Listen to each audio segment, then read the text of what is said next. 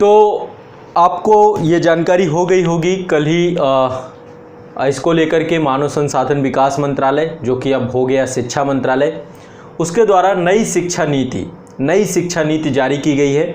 और नई शिक्षा नीति ये प्राथमिकता में थी सरकार की। प्राथमिकता में कैसे थी? जब 2014 में चुनाव हुए तो उस चुनाव में जो मौजूदा सरकार है, मौजूदा सरकार के मैनिफेस्टो में था कि हम नई शिक्षा नीति लेकर के आएंगे। और बहुत ज़रूरी है अपने देश में। देखो, यदि देश में हमें बहुत बड़े बदलाव करने हैं, यदि हमें देश का बहुत बड़े स्तर पर विकास करना है, यदि हमें देश को विश्व के अग्रणी देशों में लाकर खड़ा करना है, तो सबसे बड़ी ज़रूरत है कि हम अपने देश के शिक्षा पद्धति को बदल दें। यदि शिक्षा पद्धति को बदल देंगे तो हमारे देश की जो पूरा जो यूथ है, जो आकर के भविष्य का निर्माण करेगा, जो भविष्य का लीडरशिप क्वालिटी, हमारे यहाँ पर जो हमारा ह्यूमन रिसोर्स है, जो मानव संसाधन है, अब तो मानव संसाधन मंत्रालय को शिक्षा मंत्रालय बना दिया गया। और ये इसी का अर्थ था, क्योंकि मानव को संसाधन के रूप में देखना ये औचित्यपूर्ण नहीं है, ऐसा कहा जा रहा है, लेकिन इसके बावजूद भी मैं इस शब्द का प्रयोग कर रहा हूं। यदि हमारे यहाँ पे स्किल्ड और मल्टी डायमेंशनल हमारे यहाँ का यूथ होगा, बहुआयामी व्यक्तित्व का जुड़ाव होगा उसका, तो कहीं ना कहीं देश के निर्माण में वो सबसे अग्रणी भूमिका निभाएगा। और इसके लिए सबसे ज़्यादा ज़रूरी है शिक्षा व्यवस्था का निर्माण करना। तो इसी विषय वस्तु को आज जो है मैं आप सभी से डिस्कस करूंगा। और बच्चों, जैसा कि आप जानते हैं, आप लोगों ने इस विषय वस्तु के बारे में जानकारी ले ली होगी, लेकिन अब देखिए इस विषय पर लगातार आपको बहुत सारे बिंदुवार जानकारी आपको मिलेगी अभी धीरे धीरे, अभी क्योंकि बहुत सारी चीज़ें स्पष्ट हैं, कुछ चीज़ें अस्पष्ट हैं, तो समय के साथ मैं आपको बताता जाऊंगा। लेकिन नई शिक्षा नीति क्या है, इसमें कौन कौन से परिवर्तन, क्या क्या बदलाव हैं, किस तरीके से इसको जो है नई शिक्षा नीति पर क्या क्या नए मानक बन के आए हैं, किस तरीके से शिक्षा को समग्र बनाने का प्रयास किया गया है, किस तरीके से शिक्षा को बहुआयामी बनाने का प्रयास किया गया है, इन विषयों पर चर्चा करेंगे। कुछ बिंदुवार चर्चा मैं आपसे करूंगा, बाकी मैं समय के साथ आपको अपडेट करूंगा। तो जैसा कि आपको पता है कि नई शिक्षा नीति 2020, इसको लेकर एक अध्यादेश आया है। और अध्यादेश कहीं एक बिल आया है जिसका नाम है नेशनल हायर एजुकेशन बिल। एक बिल आया है नेशनल हायर एजुकेशन बिल, जिसको कैबिनेट की मंजूरी प्राप्त हुई है। यही आपका शिक्षा नीति से जुड़ा हुआ बिल। अब ये संसद में जाएगा, संसद से पास होगा और फिर इसके बाद ये अभी एक्ट में बदल जाएगा। अभी ये विधेयक है, विधेयक से फिर कानून में तब्दील हो जाएगा और लागू हो जाएगा। तो नेशनल हायर एजुकेशन बिल 2020, इसको कैबिनेट की मंजूरी प्राप्त हुई है और इसलिए बहुत चर्चा में है। और आपको इस बिल के बारे में जानना होगा, क्योंकि आप भी एजुकेशन सिस्टम से जुड़े हुए हैं, आप भी पढ़ाई कर रहे हैं। तो आपको पता होगा 1986 में हमारी राजीव गांधी सरकार थी, और राजीव गांधी सरकार के दौरान ही शिक्षा नीति थी। और उसके बाद अभी 34 साल बाद जो है ये 2020 में नई शिक्षा नीति आई है। तो नेशनल एजुकेशन पॉलिसी, इसको लेकर थोड़ा सा हम लोग 2-4 बातें डिस्कस करते हैं। देखिए, जैसा कि मैंने आपको बताया कि जो मौजूदा सरकार है, इसके मैनिफेस्टो में ये विषय था।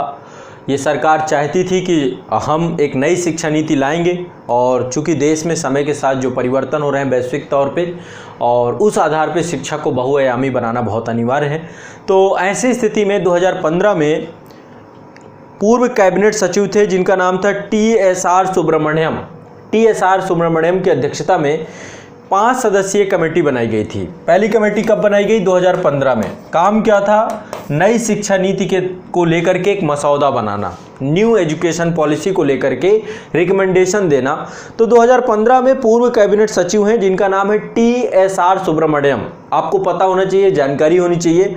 और 5 सदस्यीय समिति का गठन किया गया। उसने शिक्षा नीति का मसौदा भी प्रस्तुत किया, लेकिन ये मसौदा पूरी तरीके से सरकार के द्वारा स्वीकार भी नहीं किया गया और ये ठंडे बस्ते में चला गया। ठीक, इसके बाद एक और कमेटी बनाई गई 2016 में। 2016 में एक और कमेटी बनाई गई और ये वैज्ञानिक थे, इनका नाम था अंतरिक्ष वैज्ञानिक थे, नाम था के कस्तूरी रंगन। इनका नाम याद कर लीजिएगा, दिमाग में बैठा लीजिएगा, के कस्तूरी रंगन। तो पहली समिति आपकी बनी थी TSR सुब्रमण्यम। TSR सुब्रमण्यम ये है, यहाँ पर है के कस्तूरी रंगन।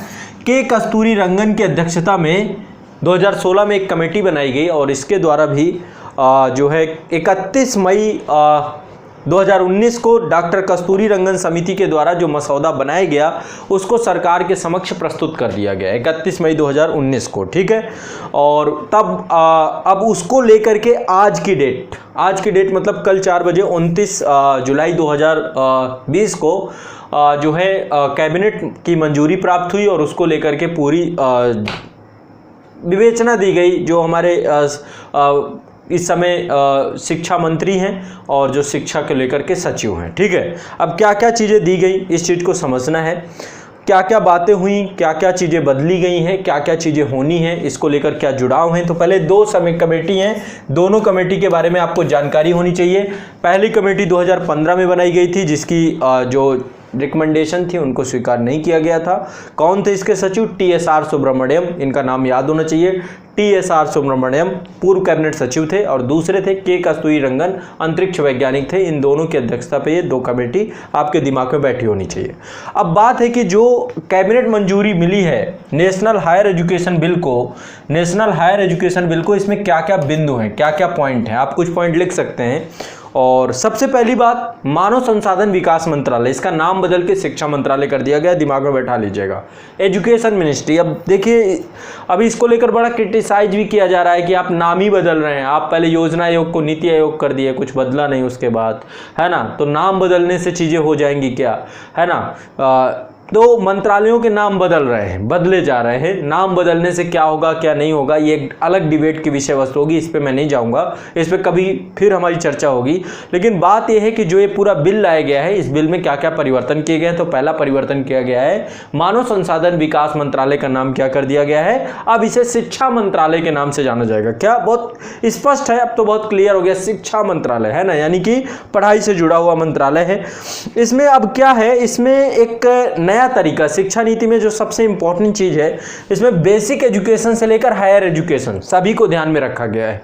प्रयास ये किया गया है कि शिक्षा पहली बात समग्र हो, हमारे व्यक्तित्व का भी विकास करे, है ना, और साथ साथ हमें बहुआयामी बनाए, बहुत जरूरी है छात्र को बहुआयामी बनाए। तो इसको लेकर बहुत सारे कार्य किए गए हैं। अब मैं सबको आपको बिंदुवार बताता चला जाऊंगा, एक एक चीज समझने का प्रयास करिएगा।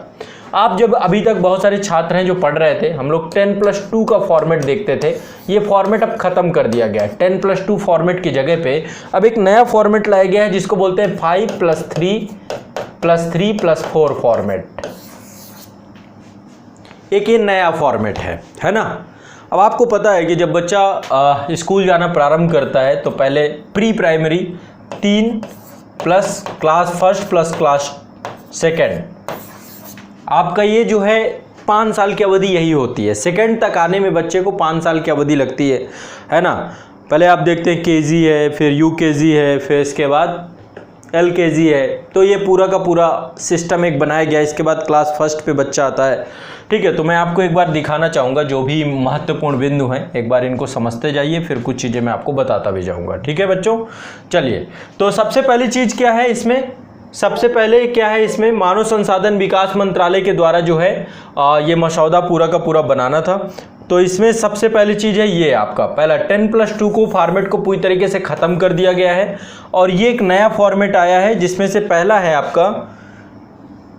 जो 5 है, इसमें 5+3+3+4। इस फॉर्मेट को आसान भाषा में समझिए, ये फॉर्मेट बहुत कठिन नहीं, कुछ भी नहीं है, बहुत आसान है। चीज़ों को समझना है आपको, मेरा प्रयास ये रहेगा कि मैं आपको समझा पाऊँ। तो इसमें किया क्या गया है, पहले का 5 वर्ष जो है, पहले का 5 साल, इसमें क्या प्री प्राइमरी स्कूल प्लस कक्षा 1 प्लस कक्षा 2 सही, तो 5 साल इसको फाउंडेशन स्टेज कहा गया। क्या बोला गया इसको, फाउंडेशन स्टेज। पहले बच्चे का पहला स्टेज है फाउंडेशन, 5 साल का। ठीक है, हाँ बिल्कुल, फाउंडेशन स्टेज तो वही है। इसमें बच्चे को शिक्षा के प्रति रुचि विकसित करना, उसके अंदर एक शिक्षा को लेकर के, क्योंकि ये प्रारंभ होता है बच्चे का, है ना, ये शुरुआत होती है। तो शुरुआत में विद्यालय उसके लिए एक सर्वांगीण विकास का एक मार्ग बने, इसको लेकर अभी मैं डिस्कस करूंगा कि किस स्टेज पे क्या करना है। इसके बाद अगला जो है, अगला 3 साल, क्योंकि 5+3 है, तो 3 से लेकर 5 तक, क्लास 3, क्लास 4, क्लास 5, ठीक है, इसको जो है, इसको एक अगले चरण के तौर पे इसे विकसित किया गया है। और इसके बाद अगले 3 साल को क्लास 6 से लेकर 8 तक, ये अगला 3 साल है, तो ये 5+3+3। और इसके बाद अगला जो आपका 4 वर्ष है, क्लास 9 से लेकर 12 तक, तो +4। अब इन सभी में अलग अलग तरीके से शिक्षा के मानक विकसित किए गए हैं। मैं सबको आपको बताता हूं, ठीक है। सबसे पहले बात करें कि हमें पहले मानक पे क्या करना है। पहले मानक पर बच्चों को कैसे जो है विकसित करना है, उनके मस्तिष्क को कैसे शुरुआत करना है। तो सबसे पहला है शुरुआत जो है 5+3+3+4 मानक, इसको लेकर कैसे डिजाइन किया गया है। अब ये बहुत स्पष्ट किया जाएगा आगे चल के क्या होगा। तो सबसे पहले करना क्या है कि पहले तहत जो 5 वर्ष इसे फाउंडेशन स्टेज जिसे कहा गया है, इसके दौरान छात्र की नींव मजबूत करनी है। चूंकि फाउंडेशन, इसका नाम ही रखा गया फाउंडेशन स्टेज, तो नींव मजबूत करनी है। और इसका पूरा का पूरा जो पाठ्यक्रम होगा, कैसे पूरी एक्टिविटीज होंगी, कैसे कैसे बच्चे को शिक्षा के प्रति रुचि बढ़े, इसके लिए एनसीईआरटी इसके लिए पूरा मानक तैयार करेगा। पहला काम तो ये किया जाएगा। और इसमें प्री प्राइमरी प्लस आपका पहली और दूसरी, ये देखो दिमाग में बैठा लेना, प्री प्राइमरी प्लस पहली और दूसरी, ये 5 साल इसके साथ जुड़ाव रखेंगे। इसके तहत बच्चों को खेल कूद की और अलग गतिविधियों के जरिए पढ़ाई कराई जाएगी, है ना। खेल कूद ये सब प्ले स्कूल होते हैं ना, उसी के माध्यम से तो उन्हें अच्छे से विकसित किया जाएगा। पहली चीज तो ये। दूसरी चीज, दूसरा जो पूरा का पूरा इरा है, क्लास 3 से लेकर क्लास 5 तक बच्चा थोड़ा मेच्योर होता है, लेकिन अभी भी उसका बचपना जाता नहीं है। लेकिन पहले फाउंडेशन स्टेज पे बच्चे को उसी तरीके से ट्रीट करना है। लेकिन क्लास 3 से लेकर क्लास 5 तक इस अवधि पर बच्चे को विज्ञान, गणित, कला, सामाजिक विज्ञान और जो मानविकी हैं, ह्यूमैनिटीज के जो सब्जेक्ट हैं, ऐसे विषयों से उसे परिचित कराया जाएगा। और उसको ये पूरा का पूरा मिडिल स्टेज के तहत आएगा। ये पूरा मिडिल स्टेज है।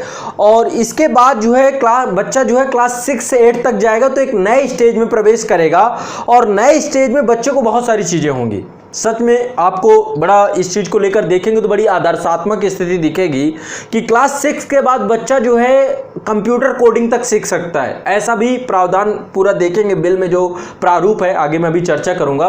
क्लास 6 के बाद बच्चा जो है ऐप डेवलप करना, कंप्यूटर कोडिंग, सॉफ्टवेयर बनाना या लैंग्वेज जो है, इसको लेकर के भी अब काम करवाया जाएगा, जो कि चाइना जैसे देशों में ऑलरेडी करवाया जा रहा था। तो भारत में भी जो नई शिक्षा नीति आ रही है, बच्चे के स्किल डेवलपमेंट पे काम क्लास 6 से ही चालू किया जाएगा। क्लास 6 से 8 तक में उसके अंदर स्किल डेवलप करने का काम प्रारंभ कर दिया जाएगा। समझिए, बड़ी बात है ना। क्योंकि देखिए हमारे यहाँ पे शिक्षा के साथ सबसे बड़ी दिक्कत है, मैं बच्चों आज आप लोगों को बताता हूं, अब जितने भी लोग मेरे साथ हो सबको एक जानकारी तो है कि हमारे यहाँ पे शिक्षा का सबसे बड़ा जो उद्देश्य होता है, दो उद्देश्य होते हैं शिक्षा को। पहला तो व्यक्ति का निर्माण करना, पहला होता है नागरिक का निर्माण करना, व्यक्तित्व का निर्माण करना आपको ज्ञानार्जन के साथ। दूसरा उद्देश्य होता है शिक्षा व्यापार वाणिज्यीकरण तो है, लेकिन शिक्षा क्या आपको रोजगार दे सकती है, रोजगार परक है या नहीं है। कारण है हमारे यहाँ की शिक्षा रोजगार परक नहीं है। हमारे यहाँ पे आप ग्रेजुएट हो जाइए, मास्टर कर लीजिए, पीएचडी कर लीजिए, एमफिल कर लीजिए, इसके बावजूद भी आप सरकार के सहारे ही बैठे हुए हैं कि सरकार ही आपको जॉब दे। तो शिक्षा को हमें रोजगार परक बनाना पड़ेगा, स्किल डेवलप करना पड़ेगा आपका। इसको लेकर के भी इस पूरी शिक्षा नीति पर विशेष ध्यान दिया जा रहा है, ऐसा आपको बिल पढ़ने के बाद लगेगा और ऐसा हो भी रहा है। तो ये जानना बहुत जरूरी है, इसको लेकर अभी डिस्कस करेंगे।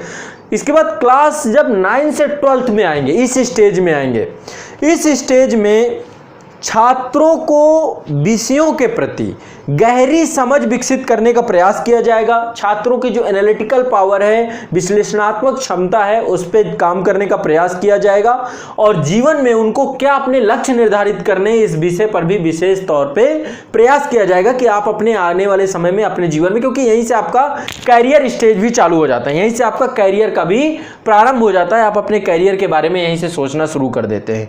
तो क्लास ऐसे करके जो 4 स्टेज बनाए गए हैं, 5+3+3+4, इसमें बच्चे का सर्वांगीण विकास करने का प्रयास किया जाएगा। पहली चीज तो ये। अब इसमें कुछ चीजें हैं जो पॉइंट बाय पॉइंट मैं आपको बताऊंगा। मेरा प्रयास रहेगा कि आपको चीजें बहुत क्लियरली समझ में आ जाएं। तो ये हो गया आपका फाउंडेशन से लेकर के 12th तक का सफर। अब ये इस डायरेक्शन पे पूरा का पूरा चलाया जाएगा। अब 12वीं के बाद क्या होगा? 12वीं के बाद एक बहुत शानदार व्यवस्था है। देखो 12वीं तक एक चीज और है, स्ट्रीम खत्म कर दी गई है। ये नहीं है कि आप साइंस साइड से हैं, आप आर्ट साइड से हैं, आप जो है वाणिज्य ले रहे हैं, आप कॉमर्स साइड में जा रहे हैं। अब ये सारा सिस्टम खत्म हो जाएगा। यदि कोई बच्चा इतिहास विषय वस्तु वाला है तो मैथ भी पढ़ सकता है, मैथ वाला फिजिक्स भी पढ़ सकता है, फिजिक्स वाला पॉलिटिकल साइंस भी पढ़ सकता है। तो स्ट्रीम सिस्टम अब खत्म हो जाएगा।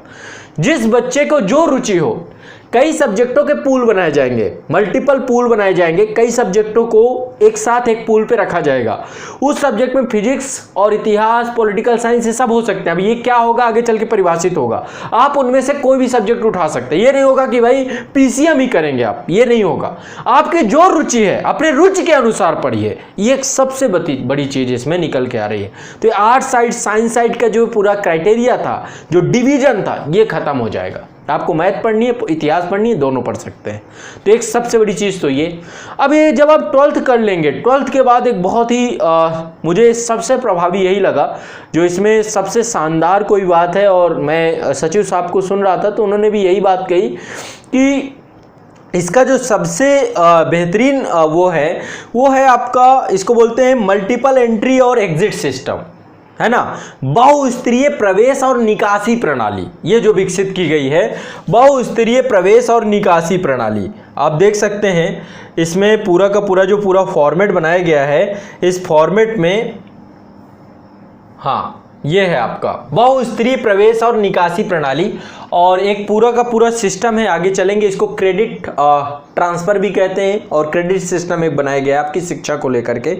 तो मल्टीपल एंट्री और एग्जिट सिस्टम बनाया गया है, जिसका मतलब ये है कि यदि आप बीए करते हैं, बीएससी करते हैं, कॉमर्स करते हैं, बीटेक करते हैं, बीबीए करते हैं, एलएलबी करते हैं, जो कुछ भी आपको करना हो, आप जब उसे प्रारंभ करते हैं तो कई बार ये होता है कि आप बीच में ही ड्रॉप आउट हो जाते हैं, आप छोड़ देते हैं। फर्स्ट ईयर के बाद आपने नहीं किया, सेकेंड ईयर के बाद आपने नहीं किया, थर्ड ईयर के बाद आपने नहीं किया, मतलब कोर्स कंप्लीट नहीं करते। 4 साल का यदि बीटेक है तो 4 साल में यदि किसी साल आपने ड्रॉप आउट कर दिया तो आपका पूरा का पूरा आपकी मेहनत पानी में चली जाती थी। वो सिस्टम अब खत्म हो जाएगा। अब क्या होगा, यदि आपने एक साल पढ़ाई की, ठीक है, तो 1 साल यदि आपने पढ़ाई की तो आपको सर्टिफिकेट दिया जाएगा, एक साल की पढ़ाई का सर्टिफिकेट भी दिया जाएगा, और 1 साल की पढ़ाई का आपका क्रेडिट भी होगा। जैसे कि आपका बैंक सिस्टम है ना, बैंक में आप पैसे जमा करते हैं, वैसे ही डिजी लॉकर आप देखेंगे डिजिटल लॉकर है, उसी में आपके क्रेडिट स्टोर किए जाएंगे, आपके एकेडमिक क्रेडिट आपका स्टोर होगा, अभी उस पर मैं चर्चा करूंगा। तो 1 साल यदि आपने कोई भी कोर्स किया उसका आपको सर्टिफिकेट दिया जाएगा। 1 साल बाद यदि आप ड्रॉप आउट करते हैं तो आपका व्यर्थ नहीं जाएगा, अन्यथा नहीं जाएगा, 1 साल बाद भी आपको सर्टिफिकेट मिल रहा है। एक बहुत अच्छी चीज ये है। यदि आप 2 साल बाद कोई कार्य कर लेते हैं तो आपको डिप्लोमा दे दिया जाएगा। मान लीजिए आपने बीटेक किया, 2 साल बाद आपने छोड़ दिया 4 सेमेस्टर के बाद, तो आपको डिप्लोमा मिल जाएगा। ये बहुत बड़ी बात है। 3 साल बाद यदि आपने कोई कार्य किया, कुछ कोर्स है जो 3 साल के हैं, कुछ है जो 4 साल के हैं, तो 3 या 4 साल के बाद आपको डिग्री मिल जाएगी। बेस्ट, सुपर, सबसे अच्छा जो है मल्टीपल एंट्री और मल्टीपल एग्जिट। आप मल्टीपल कई कोर्स कर सकते हैं। जैसे मान लीजिए आपको एलएलबी आपने शुरू किया, एलएलबी 1 साल करने के बाद आपको लगा नहीं यार ये स्ट्रीम ठीक नहीं है, मैं दूसरी स्ट्रीम पे जाना चाहता हूं, मुझको जो है बीटेक करना है, बीटेक चले गए, वहां भी आपने 1 साल किया, तो एक सर्टिफिकेट आपको वहां से मिलेगा, एक सर्टिफिकेट यहां पे मिलेगा, एक सर्टिफिकेट आप कहीं और चले सकते हैं। तो मल्टीपल एंट्री और मल्टीपल एग्जिट का ये पूरा सिस्टम अपने आप में बहुआयामी है। ये आपको सबसे जो है महत्वपूर्ण रहेगा। और 4 साल के डिग्री के प्रोग्राम के बाद आप मास्टर या एमफिल ये करने की जरूरत नहीं है, आप पीएचडी सीधा कर सकते हैं। 4 साल की डिग्री के बाद जो है एमफिल प्रणाली को खत्म कर दिया गया, ठीक है। अब आपको सीधा डिग्री का आप इसके बाद एमए करेंगे, और एमए के बाद आप सीधा बिना एमफिल भी पीएचडी कर सकते हैं, ठीक है। अब इसके लिए एक सबसे महत्वपूर्ण चीज है कि जो सरकारी और प्राइवेट विश्वविद्यालय, इनके लिए सब एक मानक होंगे। एक राष्ट्र एक शिक्षा, ये पूरा का पूरा पद्धति होगी, पूरा पाठ्यक्रम पूरे देश का। ये नहीं कि बिहार में कुछ और पढ़ाया जा रहा है, यूपी में कुछ और पढ़ाया जा रहा है, महाराष्ट्र में कुछ और पढ़ाया जा रहा है, साउथ इंडिया में कुछ और पढ़ाया जा रहा है। ये डिवीजन खत्म हो जाएगा। अब एक ही शिक्षा होगी, एक ही सिलेबस होगा, एक ही पैटर्न होगा। ये एक सबसे बड़ी उपलब्धि। और सरकारी और निजी विश्वविद्यालयों का भी शिक्षा मानक सामान्य होगा, ये भी अपने आप में एक बड़ी बात है। और इसके लिए एक इन्होंने कहा है कि एक इनोवेशन को लेकर के, रिसर्च और इनोवेशन आरएनडी के लिए को लेकर के, नवाचार को बढ़ावा देने के लिए नेशनल रिसर्च फाउंडेशन, इसकी स्थापना की जाएगी। ऐसी भी बात सुनने में आ रही है, ठीक है। अब इसके लिए कुछ चीजें और समझ लीजिए, क्या क्या चीजें और होंगी इसमें, ठीक है। पहले तो शिक्षा का पूरा फॉर्मेट बदल जाएगा आपका, ठीक है, जैसा कि मैंने बताया कि 5+3+3+4 का सिस्टम आ जाएगा। और इसके बाद छात्रों के भविष्य को लेकर के छात्रों को एक तो सबसे बड़ी चीज स्ट्रीम सिस्टम खत्म कर दिया जाएगा। बच्चा कोई भी सब्जेक्ट पढ़ सकता है, आप विज्ञान, गणित, कला, सामाजिक विज्ञान, ह्यूमैनिटी, जो विषय आपको पढ़ना है वो पढ़िए, आपको कोई दिक्कत नहीं है। सबसे बड़ी चीज है 5वीं तक जो आपकी शिक्षा है वो आपकी मातृभाषा में होगी। आप संस्कृत आदि आपकी मातृभाषा है, संस्कृत में होगी। यदि आप कन्नड़ बोलते कन्नड़ में होगी, तेलुगु में, तमिल में, मराठी में, हिंदी में। ये सिस्टम नहीं कि इंग्लिश में कंपलसरी है, इंग्लिश की अनिवार्यता समाप्त की जा रही, मैकाले शिक्षा नीति को समाप्त किया जा रहा है। इंग्लिश भी पढ़ाया जाएगा, त्रिभाषा फार्मूला, एक अंग्रेजी, एक हिंदी और एक स्थानीय भाषा आपको सीखनी होगी। तो त्रिभाषा फार्मूला पर जोर दिया जाएगा और 5वीं तक की पढ़ाई आपके मातृभाषा पर होगी। और यह भी प्रयास किया जाएगा कि आपको कई भाषाएं सिखाई जाएं, क्योंकि बच्चा जो है शुरुआती 8 साल की उम्र में कई भाषाओं को आसानी से सीख सकता है, तो यह उसके लिए सबसे इंपॉर्टेंट होगा। तो 5वीं तक की पढ़ाई आपकी मातृभाषा में होगी, स्थानीय भाषा में होगी, राष्ट्रभाषा में होगी। अंग्रेजी शिक्षा की अनिवार्यता समाप्त हो जाएगी। छठी कक्षा से बच्चों को कंप्यूटर कोडिंग सीखने का मौका मिलेगा। क्लास 6 से ही बच्चे को कंप्यूटर कोडिंग सीखने का भी मौका मिलेगा और इसके तहत वो सॉफ्टवेयर, मोबाइल फोन एप्लीकेशन बनाने की तकनीकी सीख पाएगा। इंटर्नशिप का भी प्रोग्राम रखा जाएगा। बच्चा चाहता है कि वो डायरेक्टली जाकर कहीं पर वो 6ठी क्लास के बाद भी कहीं पर वो प्रैक्टिकल कर सके, उसके लिए इंटर्नशिप से लेकर सारे प्रोग्राम रखे जाएंगे। प्रैक्टिकल नॉलेज को लेकर के भी कार्य किया जाएगा, है ना। इसके बाद जो परीक्षाएं होंगी 9वीं से 12वीं तक की परीक्षाएं सेमेस्टर आधारित होंगी, यानी कि हर बोर्ड एग्जाम की जगह पे हर 6 महीने में एग्जाम होगा। हर बोर्ड एग्जाम की जगह पे हर 6 मंथ पे एग्जाम कराने की यानी सेमेस्टर प्रणाली विकसित की जाएगी क्लास 6 से लेकर क्लास 9 तक।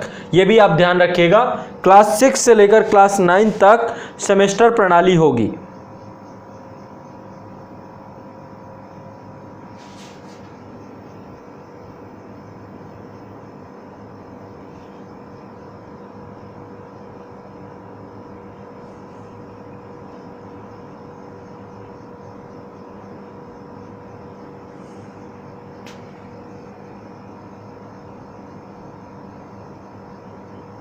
हाँ ठीक है, आगे बढ़ते हैं नेक्स्ट।